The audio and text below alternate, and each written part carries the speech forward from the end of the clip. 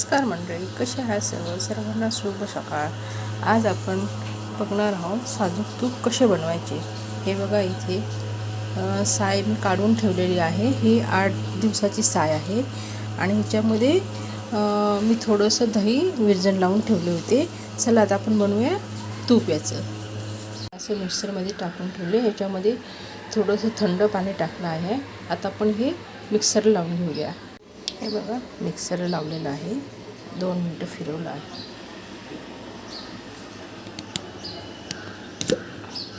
हे बघा, ह्याच्यावरती असं हे लोणीवरती आलेलं आहे, आपण बघू शकता। हे बघा, पाणी एका साईडला झालं आहे आणि हे लोणी एका साईडला झालं आहे।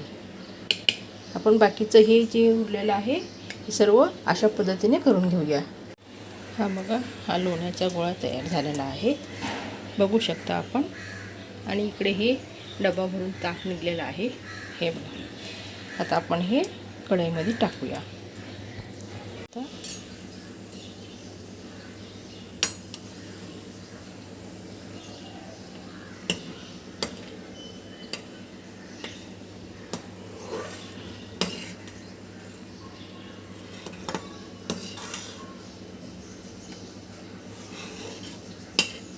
हा जो फेस दिसतोय हा थोड्या वेळाने पूर्णपणे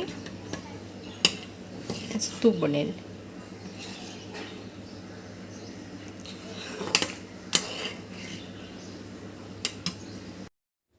हे बघा मंडळी, असे तूप तयार झालेले घरच्या घरी साजूक तूप।